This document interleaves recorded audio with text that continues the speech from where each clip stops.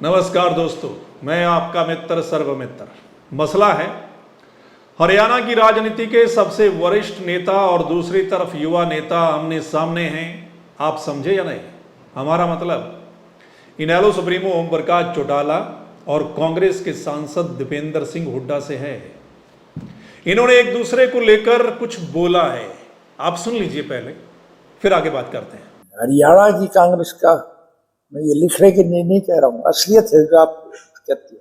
तो दीपेंद्र सिंह हुड्डा पूर्ण रूप से उनके साथ मिला हुआ है, इस डर से कि उसके खिलाफ कई केसेस चल रहे हैं। असलियत जो है वो यही है, और एक केस में तो फैसला ही हो लिया था। अब वो अभी तक पेंडिंग लटक रहा है, क्या होगा क्या नहीं होगा, लेकिन वो डरा हुआ है। और सत्ता का जितना दुरुपयोग भूपेंद्र सिंह हुड्डा ने किया था उतना शायद किसी ने भी ना किया। मैं प्रदेश के लोगों को स्पष्ट करना चाहता हूं कि कांग्रेस पार्टी 90 की 90 सीटों पे मजबूत है। हम भाजपा को हराने में ना सिर्फ सक्षम है, प्रचंड बहुमत से भाजपा को हरियाणा के अंदर हराने का काम कांग्रेस पार्टी हुड्डा साहब के नेतृत्व में करने जा रही है।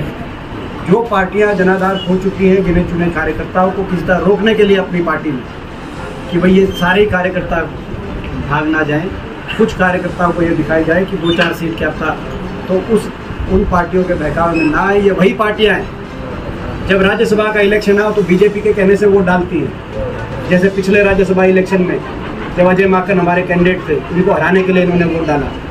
राष्ट्रपति का चुनाव आओ तो बीजेपी की वोट डालती है, उपराष्ट्रपति का चुनाव आओ तो बीजेपी की वोट डालते हैं। तो जो पार्टी भाजपा के रिमोट कंट्रोल से चल रही हो वो पार्टियाँ कांग्रेस से अलायंस की बात करके अपने कांग्रेस की लोकप्रियता के ग्राफ को बढ़ता देख के अपने कार्यकर्ताओं को रोकने का ये प्रयास कर रही है। लेकिन मैं प्रदेशवासियों को क्लियर करना चाहता हूँ, कांग्रेस पार्टी सक्षम है।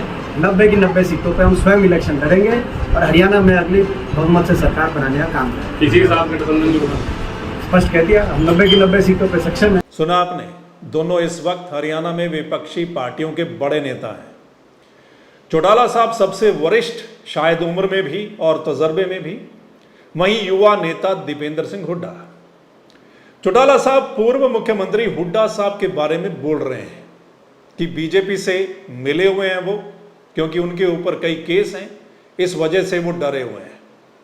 तो दीपेंद्र कह रहे हैं कि उस पार्टी से कैसा गठबंधन जो बीजेपी का सपोर्ट करती है चुनाव के समय, इसलिए कांग्रेस को गठबंधन की जरूरत नहीं, वो अकेले 90 सीट पर लड़ने को तैयार है।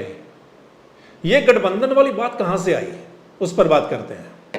आपको याद होगा कुछ समय पहले ही चौटाला साहब ने कहा था कि बीजेपी को हराने के लिए उनकी पार्टी कांग्रेस से भी गठबंधन कर सकती है।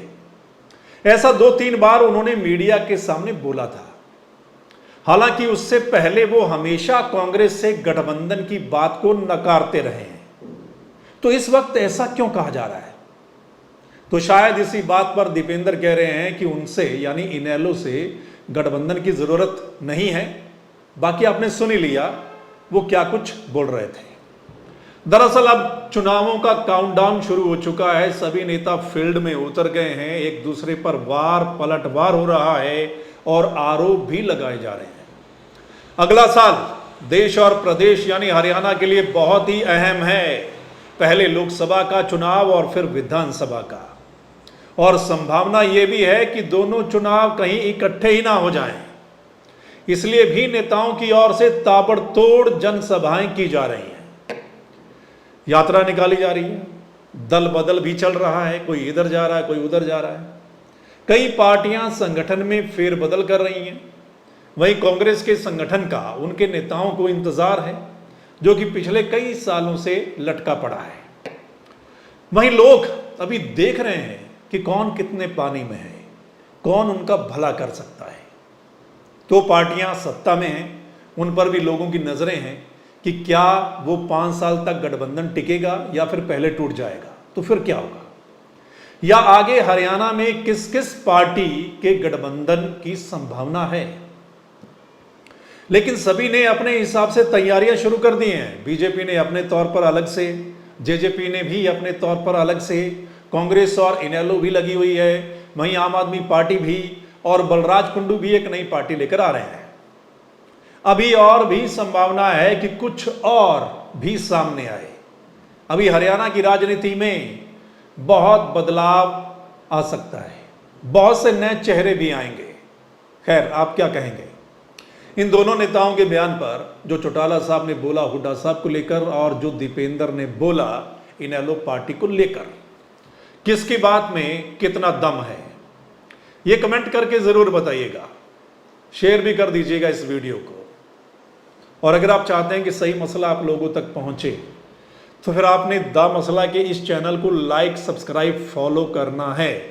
वो इसलिए क्योंकि जो हमारा अगला मसला होगा, वीडियो होगी, उसका नोटिफिकेशन आपके फ़ोन में पहुंच जाए। चलिए फिर मिलते हैं अगले मसले के साथ। तब तक के लिए नमस्कार, आदाब, सत श्री अकाल, राम राम।